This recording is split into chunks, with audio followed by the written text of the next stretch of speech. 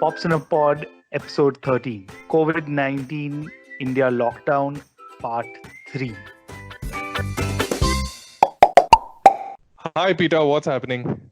Not much, man. Still under lockdown, but yeah, the good thing about this past week has been I found some sort of routine in things, so much calmer than the last couple of weeks. So I'm glad that's happened.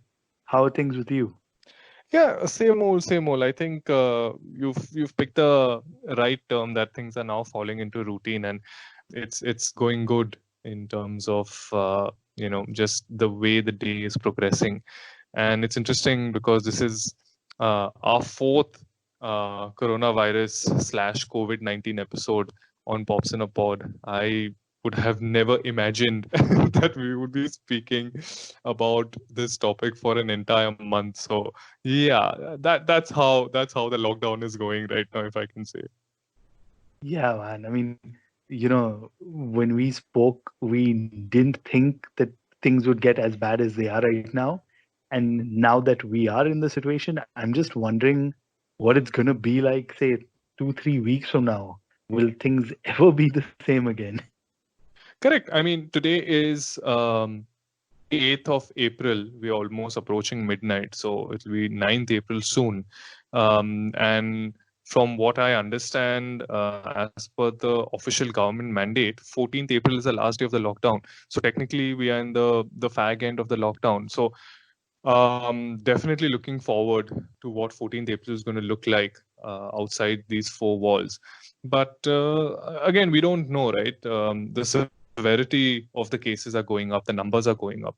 So there is no saying what will happen, honestly, in the next week. Forget next week. I don't even know what's going to happen tomorrow, day after. Suddenly they'll come up with some news, and things will just change overnight. Completely agree. But how is your daughter holding up? How are things with her? Oh, she's good. She's good. But honestly, what really takes precedence in today's conversation is the actual upkeep of the house.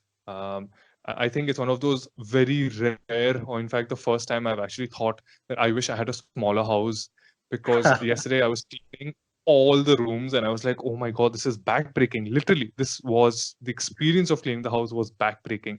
And I'd be like, can we just have fewer corners and fewer rooms, please, so that we don't have to keep doing this back and forth? Because it's painful. Like, even though our duties are divided, when it's your turn, it hurts you. It physically hurts you to kind of clean the house and everything. So it's kind of nuts, though.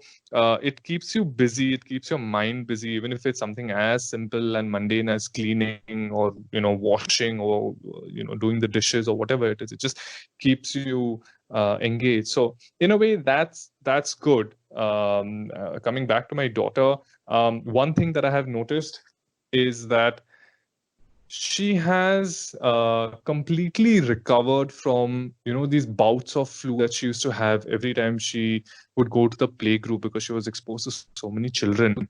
So that has completely disappeared. So that's a boon, because she hasn't interacted with anybody except the five of us, four of us at home. So I think that's a positive. So we both, my wife and I, kind of shudder to think what's going to happen the day she steps out, because that immunity is going to be hit damn bad once she starts interacting with kids her own age. What about you, Peter? How are things with you? Well, my son has kind of become our boss, where, every time we get on our laptops, both of us, my wife and me, he'd be like, Mommy, Daddy, what are you doing? What's happening? What are you looking at? And both of us are now at this point, like, it's a mix of, oh boy, guilt, but at the same time, like, this guy really now thinks that, he's bossing us around. Or he'd suddenly be like, now because he's so used to having us around the entire day, so we'd be like, hey, what do you want to eat? I want watermelon. And I was like, but we don't have watermelon at home. Then I'm getting into a stage of negotiating. And at some point I was like, wow, he's really getting used to this. I picked this up quite fast in just a few weeks. Yeah, I mean, I think kids are very perceptive that way. Even with my daughter, she gets away with things because after a point you're like, you know what, screw it, just give it to her whatever she wants. At least she'll get out of our hair for the time being. So I completely get where your son comes from in these kind of situations. But I'm just thinking, what will happen once this is over? Like, how will the kids react?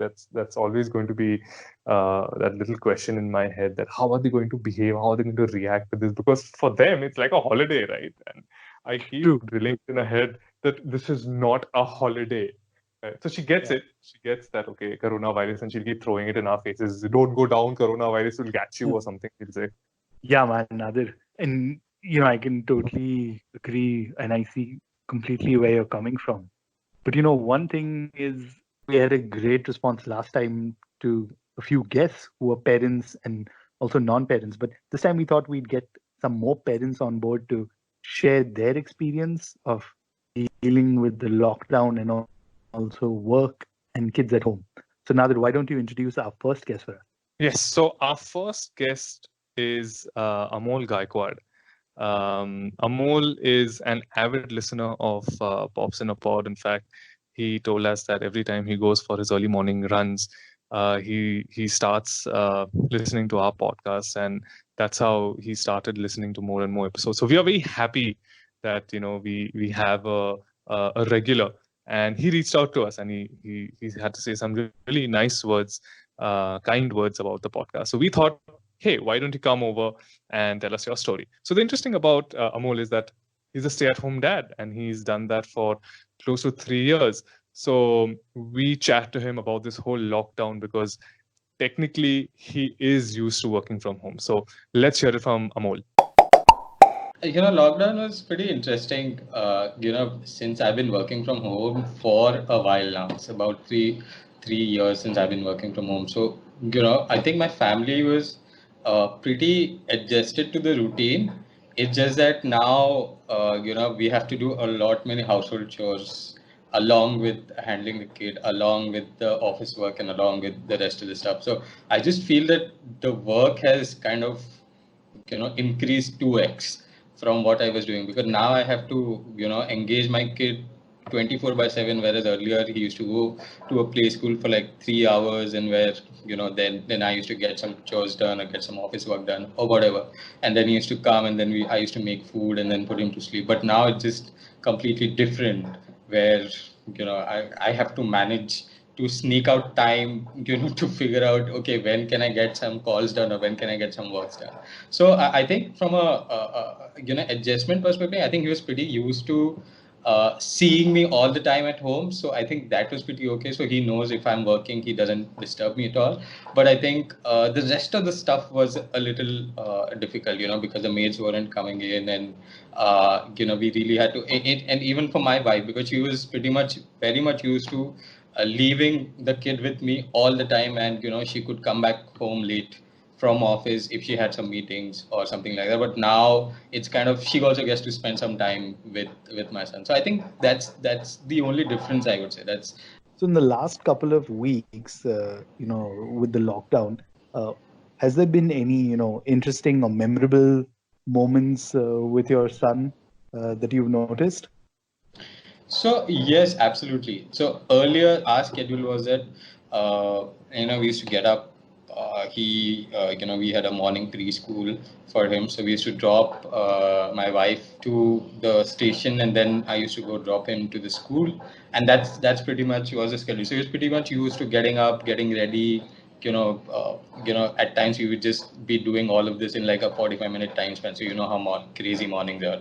Yeah. So but now he's now he the first couple of days of the lockdown, he after the first couple of days he did ask me and my wife that, are you guys not going to office? And he's not even 3, so he'll turn 3 in this April. So he did ask us, Okay.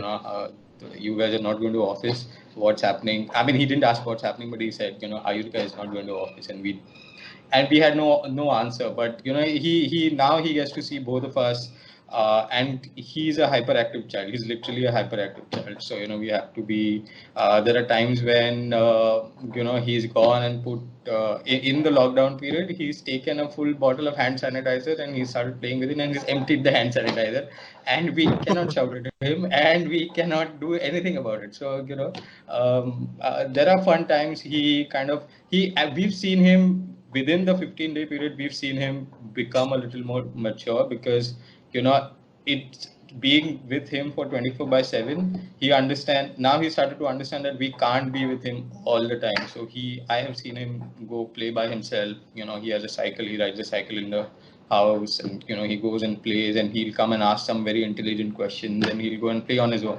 So that's something that we've seen that change, which we had not seen it earlier, because maybe now he started to understand that we are trying to divide time, and that's what he's starting to get, and it's something that we don't think it would have happened if there was no lockdown. Wow, that's so cool, Nadir. But one thing I took from what Amol said was, no matter how used to you are from working from home, having your child there, for your attention, especially a child like his, where you were saying he's around 3 years old. So at that age where he's really looking for attention, looking for different kind of things to do. And of course, I'm pretty sure we both agree that, keeping your kid engaged the entire 24 hours is quite a task. No, no, absolutely. And especially if, screen time is not part of that schedule, then hats off to whoever can actually manage to do that. Whatever physical activities, I mean, we should take training from Amol to, really figure out how he was managing to do that. I mean, let's face it, he's got 3 years of experience more than both of us combined right now. So, I mean, that's great, whatever that he's doing. And I think in at this stage everyone's pretty happy to be around their family and their kids, so our next guest also is in a very similar space. Her name is Simran Arora. We've worked together, Simran and I, in a television channel way back, and we've then moved our separate ways. So I really wanted to catch up with her and I invited her on the show. So let's hear it from Simran. I feel the situation is really bad outside. The only, I wouldn't say positive, that's insensitive, but the only safety net that we have here is that the children, I mean, at least my child is in that age group that she's crossed the need to, have constant visits to pediatricians or clinics or hospitals. So she's at home. And the brighter side is that, she never had access to her father in the whole 24-hour period because, of course, he was busy working, right? Now with the lockdown and the whole work from home policy, she's getting time with her father, she's getting time with her mother. We were supposed to be role models, which we were struggling at being, but now with us at home and doing all the domestic chores, she's actually seeing how it is done, right? So it's almost like we don't even have to think of activities to keep her engaged.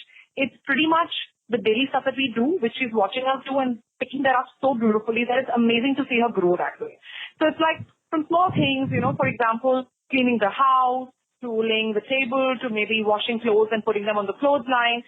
As a 15-month-old who's just learned to walk and who's just, grappling some vocab from us, she's actually helping us with all those house chores and learning how it means to live on your own, which is something that we would have never, had the opportunity to show her had it been a normal situation. So, a family set up with about 8 people whom I'm living with, which includes my in-laws, my nannies, and my brother, my husband, of course, and my baby. And the second beautiful part is that we have a growing child, right, who's 15 months old. So there are a lot of milestones that she's still achieving, and it's quite amusing for us to watch her grow. So given this as my setting, even though there is a health scare, even though, there is a set of sufferings and news that I'm hearing outside, through WhatsApp, through letters and kind of these newspapers that come to us on WhatsApp again are throwing, I still feel that I'm not in as bad a situation, to be very honest. Primarily because there's so much to do at home. And I feel that, from a person who was initially very scared about the whole situation, I have moved into this person who's become more of an opportunist. I've realized that this kind of a situation, God forbid, should not be repeated, but it's also one of the most rarest cases where, we can still try and find our soul and do what we want to do. which we never had time for. So, we used to always complain about moving out of the house. How is it tough to kind of deal with traffic? How is it tough to deal with summer? Here, this time is just so perfect. We're at home with our family in summer, avoiding traffic, taking it easy, making time out to be together, just breathing and, just kind of trying to focus on what are the things that we've missed out on. Nadir, I really like, the whole positive attitude that Simran has. I wish this rubs off on us and also our listeners. No, absolutely. I think she definitely gave a very interesting take, and she took the positive out of this very serious situation that we are in, and that's always good. The people who can really look into the, or rather see the optimistic side of things. It's great. The way she spoke about the whole family bonding and seeing her child grow up in front of her, considering that she used to be a working mom and she kind of missed those initial milestones. So it's nice to see that she enjoying this moment, because who knows, this is not going to come back anytime soon, and which is a good thing. It's a good thing that it doesn't come back. But yeah, people are taking advantage of it right now. Great for them, and I'm glad they're enjoying this time. Now that we're really fortunate that we are able to look at the positive side of things. I must say that, in the last week, this has been dwelling on my mind that we're lucky to have access to so many resources and, be able to enjoy it. But there are others in society who don't have access to the same kind of things as us. And I got thinking about this primarily because we had a talk with our cook who is working in our house, and we just called her up the other day, just to check up on her and her family. Okay. And, something she said to me really struck a chord and really tugged at my heartstrings. So we kind of talked to her. She stays in an area which is quite congested.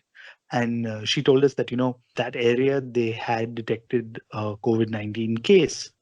So Wow, as per protocol, that's scary. yeah, so as protocol, the entire place was shut down. No one in that 2 kilometer radius or so was allowed to kind of go freely outside except for essentials. And so I told her, oh God, how are you managing? How are you coping with the things? And then she said something which was, I'm not afraid about the virus, but if the virus doesn't take us, hunger will. And I was really taken aback because you know, we are here talking so easily, having conversations like this and talking about the positive side of things and things like that. But here's somebody who I know who's in a complete opposite situation. That's truly sad, Peter. I know exactly what you're saying.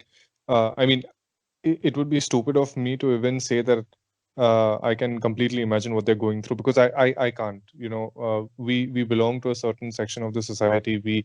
We enjoy certain benefits, and they don't, unfortunately, and they've been hit really hard. I also recently found out through my mum that our help who cleans the house. My mom just called to check on her to ensure that if she's okay, and in terms of money, in terms of supplies and everything.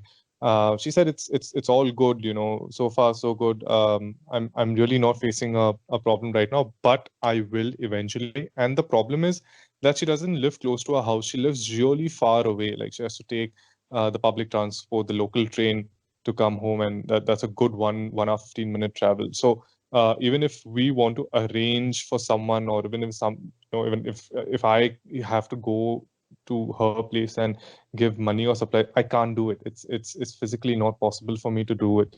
So my mom was a little concerned. Thankfully, she has her family and cousins, that they all live together, so they're kind of looking out for each other. But she said something very, very interesting and sad. She's a Muslim, and she goes to her um, local mosque, and the head of the mosque, he made a sermon saying that in these trying times, the month of Ramadan is not very far away. So we should all start fasting right now itself and kind of get used to it.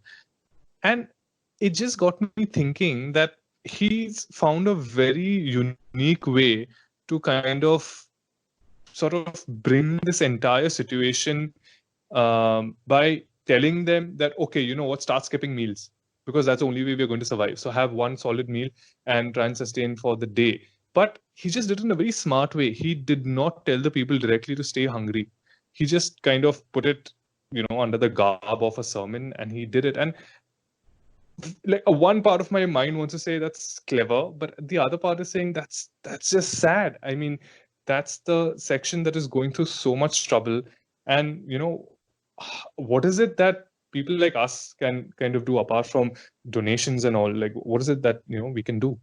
Which, Nadir, is a great point because post our discussion about this whole situation, we got in touch with someone who's actually on ground doing something to make a difference for this part of society. Our next guest is Bilal Khan. He's a housing and human rights activist. He is currently on the ground helping with the marginalized and underprivileged people and ensuring that his group is distributing as many essentials and food to these people. So let's hear in detail what Bilal has to tell us about the situation. So, Peter, we've got a very interesting guest today.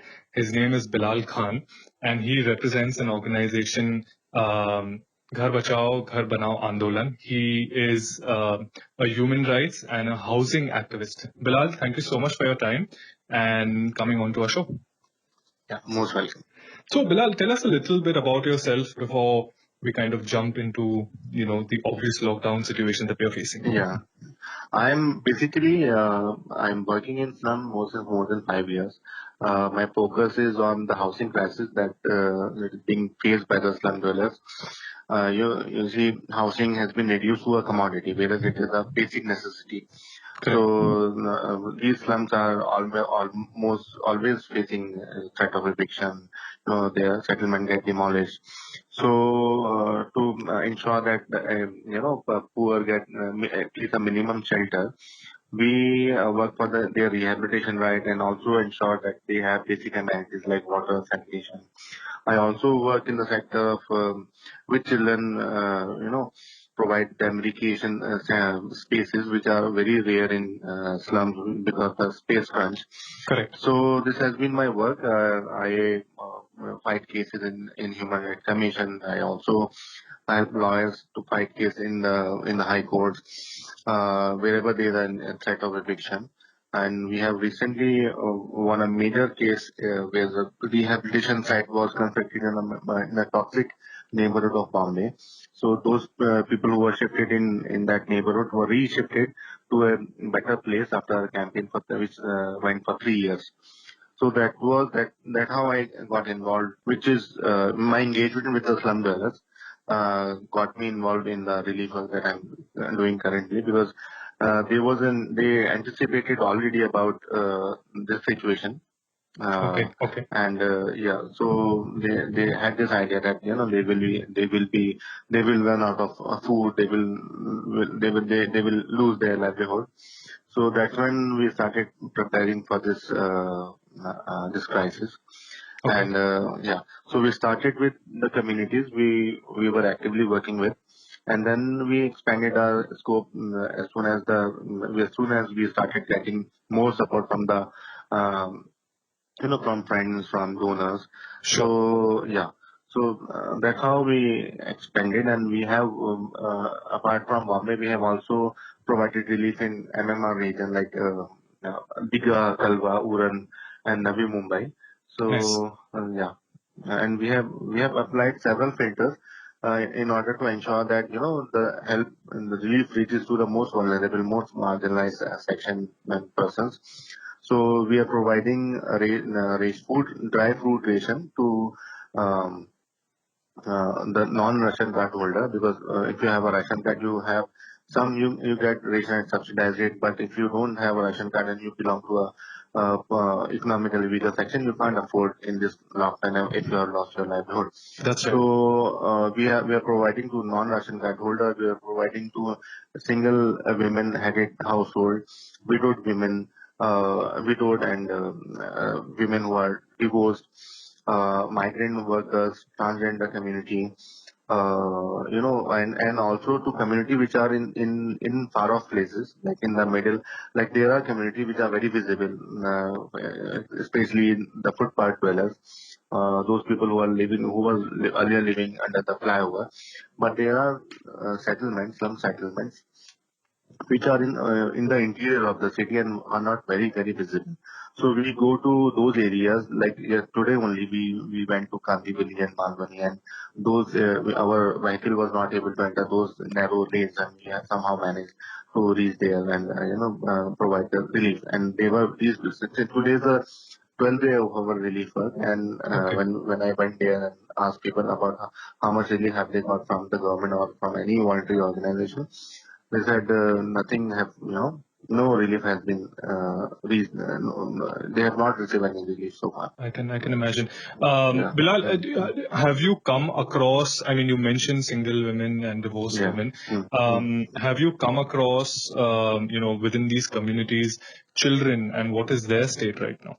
Children, see, we're providing basic ration for a basic meal, but I understand that there will be persons and families who will have special need, like infants will have, they will need certain kind of food which is not available because of unaffordability and inaccessibility. So I'm sure there will be children facing a lot of problem as far as their special diet is concerned. Sure. Yeah. So, and like during our relief work, we realized that it was pointed out by our volunteer only from the ground that a lot of women are now facing the privacy issue because they have a very small shack, in a small shack, on the entire family of 5 to 10, 8 people living in a small shack. Right. So earlier they would have some space, but now because of the lockdown, most of the time they all have to remain in the small space. So that is one, and then they're not able to afford, every single penny matter to them because for a Absolutely. poor person, every single penny matter is very valuable for them. So they are not, family is not giving money to women, to buy sanitary napkins. So that's when we realized, and then we also included that as an essential commodity of our relief work. And we also raised this in the media and with the authority. And I'm thankful to the authority who positively responded to that and now have agreeing to provide around 3 lakh sanitary napkins in all the, and we are going to be coordinating the distribution of those this thing. So there are going to be very special need and very basic need which are going to be overlooked, and we cannot imagine at this moment what this will how it will unfold.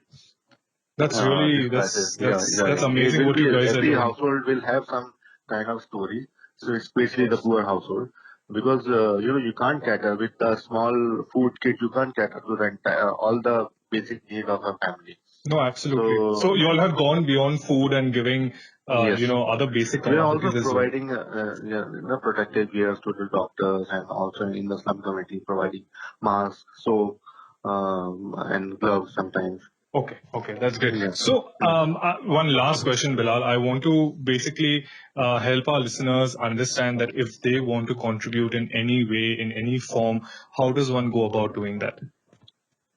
No, I'm saying it's going to be, especially in Bombay, the lockdown going to last for some more time. So, and no organization in Bombay, voluntary organ, has the bandwidth to cover such a huge population. Bombay has a 50% population living in slum. Correct. Without, nobody has that kind of infrastructure or resources to reach out to these many families and population. So I think we should keep the poor and marginalized in our mind during this lockdown and try to help in whichever way possible. They provide them, like there are communities in the, for example, there is a community which did not have water access, we did not have water supply. So the women in this community would work as a domestic help in the nearby building, Right. and they would get water from those buildings where they were working. But as soon as Okay. the lockdown started, their entry was shut, and so was the water supply. So Okay. they ran out of the basic water supply. That's So unfortunate. then we pursued with the BMC and got them the water supply through tankers, water tankers. So I'm saying there are many ways to think of all the poor people in mind, keep the all poor people in mind who will be affected with this lockdown, and try to help in whichever way possible. We're also trying to set up some community kitchen, because if it goes for long, then we might be starting some community kitchen in few communities. So people can also think of supporting us. We have a fundraiser on Keto. There people can go and give some contribution so that we are able to help them as That's, much as we can. Yeah. Peter, after listening to Bilal, it struck me that we have only been thinking about food and water as essential, but not even once did it strike my mind that even something as basic as sanitary napkins also is considered an essential. And it's amazing that Bilal and his group is has have taken that also into consideration. Like, it's amazing what they are doing. Yeah, I mean, it's truly inspirational work, and all kudos to them, uh, to what they're doing, and they'll continue to do beyond this. Correct. And at this point, I would like to urge all our listeners that please donate whatever you can to whatever charity that you want. In case if you want to contribute to what Bilal is doing in terms of his distribution efforts, we've left the link in the show notes. Please have a look and try and donate as much as you can. And at this point also, every little bit helps. So there have been a lot of groups that are simultaneously doing work with other marginalized groups, or other in other parts of society also across India. So we'll also add a link to an Excel sheet that we came across from one of our contacts. So feel free to donate to those organizations also. So yeah, Peter, to wrap things up, we thought that we'll end this episode on a bit of a positive note.